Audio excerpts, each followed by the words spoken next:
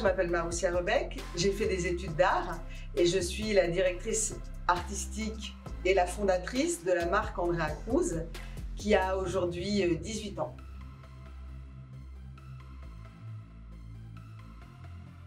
Je pense que ce serait plus simple de faire de la mode en tant que personne de la mode parce qu'on se poserait moins de questions.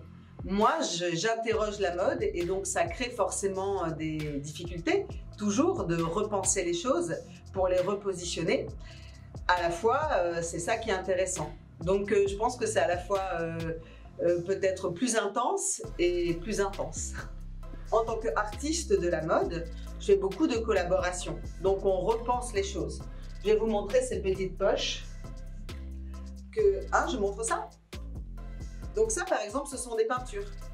Des peintures de fesses sur une poche à coller sur ton jean. Alors moi, je suis verte, mais ma copine, elle peut être rose. Le message, par exemple, par rapport aux fesses, c'est aussi une représentation de la femme, une représentation du derrière. C'est quelque chose qui est fait avec de l'humour, qui montre la multiplicité des corps qui peuvent habiter le jean. Donc en fait, ça parle de ça. Ça parle de la multiplicité des corps et la façon dont on habite le vêtement.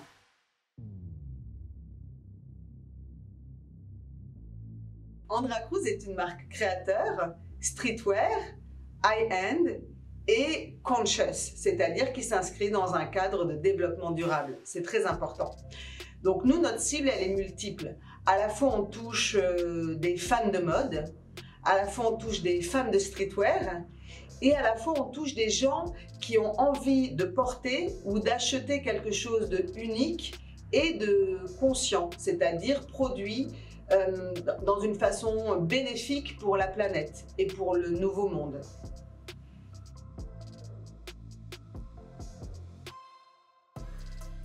Donc effectivement, nous avons deux lignes. Une ligne artisanale qui est plus expérimentale. Donc par exemple, ça c'est un patchwork de pull que nous avons tie and dye et que nous avons assemblé entre elles et qui est une pièce unique. Si vous la voulez, elle est pour vous, mais elle n'est pas pour quelqu'un d'autre. C'est très important. Ça, c'est sur le même principe de découpage. C'est un hoodie. Nous, on est très fort en hoodie, qui est juste coupé une fois et ça, je peux en faire 5, 10 et je peux le donner à plus de gens. Donc ça touche une clientèle et ça coûte moins cher. Évidemment, c'est un travail plus facile. Et disons que la ligne artisanale, elle touche plus peut-être les gens du monde de l'art et de la création, des gens qui ont vraiment envie d'avoir quelque chose d'unique, avec beaucoup d'âme. Et la ligne streetwear, elle s'adresse plus à des gens qui ont envie d'un produit plus simple, mais tout en ayant une identité forte, qui veulent porter la marque, mais qui ont besoin d'un produit plus facile à porter tous les jours. Parce que c'est vrai qu'on n'a pas envie de s'habiller tous les jours. On est obligé de s'habiller tous les jours, mais des fois on n'a pas envie. Donc on met un hoodie et on est bien.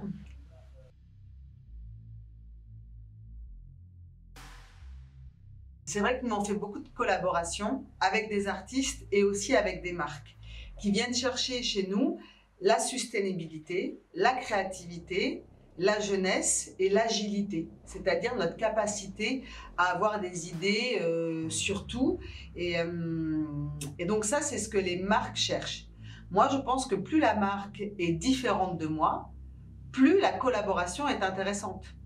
Si je fais ça qu'avec mon cercle d'amis ou de marques qui me ressemblent, ben, je reste toujours avec moi-même. Donc ce qui est intéressant, c'est d'être avec des gens très différents et d'arriver à créer une histoire qui nous intéresse à nous deux, qui nous rassemble. Et ça, c'est très important. Donc, je dirais que la collaboration la plus réussie, c'est celle qui est à venir, celle qu'on ne connaît pas encore et qui va émuler notre esprit pour devenir quelque chose de nouveau.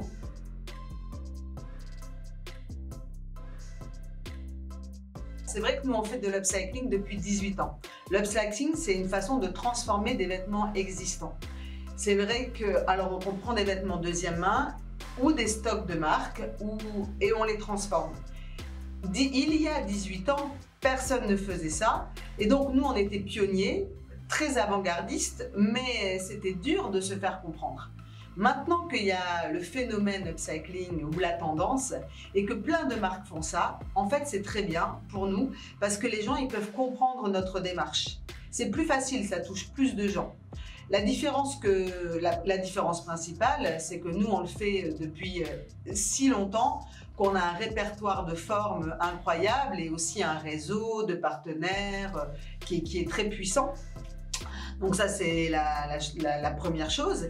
Après, toutes ces marques qui font de l'upcycling, ben moi je me sens proche d'elles et j'ai envie de les soutenir. Je trouve qu'effectivement c'est une véritable proposition pour l'avenir de la mode que de prendre ses vêtements, les transformer, le do it yourself, acheter du deuxième main et ne pas toujours aller consommer dans les magasins des nouvelles choses, mais apprendre à vraiment sentir ce qu'est le vêtement et pouvoir l'adapter à soi.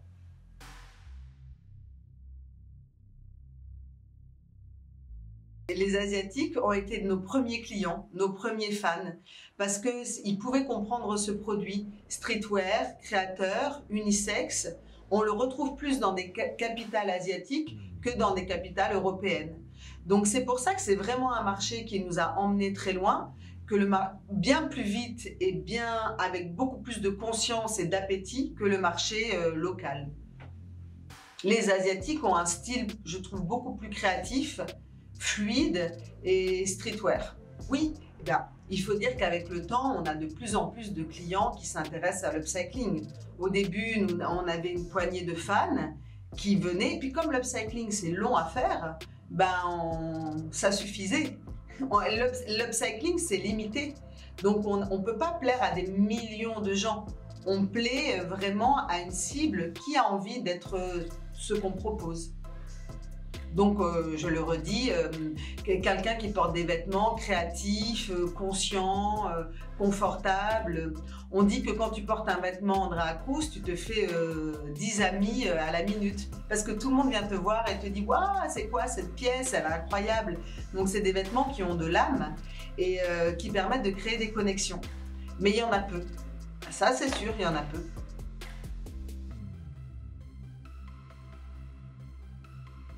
En fait, ça s'est passé de façon assez organique.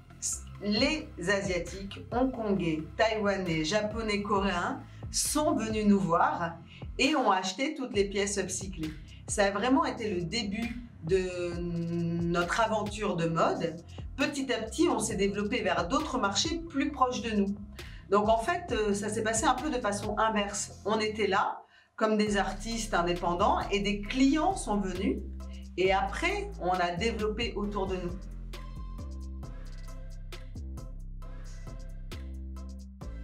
Ah bah oui, moi je trouve qu'effectivement la façon de s'habiller en Asie n'est pas la même façon qu'en Europe, quoique je trouve que maintenant il y a beaucoup plus de gens un peu streetwear créatifs en France.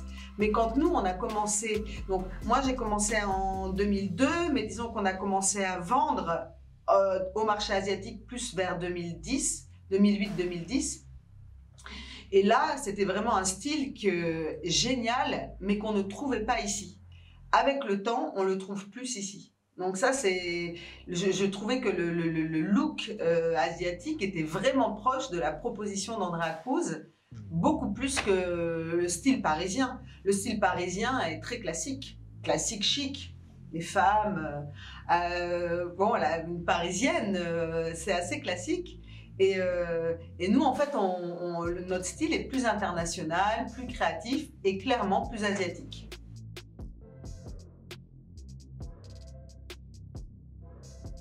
La digitalisation. C'est sûr que aujourd'hui, c'est le premier jour du lockdown. Donc, on est dans la boutique, mais ça va être compliqué de faire venir les clients ici. Donc, pour vraiment pouvoir contenter la demande qu'il y a autour des vêtements, il faut absolument pour nous digitaliser plus. Pour monter une marque, pour monter un projet, il faut avoir une bonne idée, mais qui nous ressemble, pour pouvoir y croire et pour pouvoir continuer son chemin malgré toutes les embûches qu'on va rencontrer.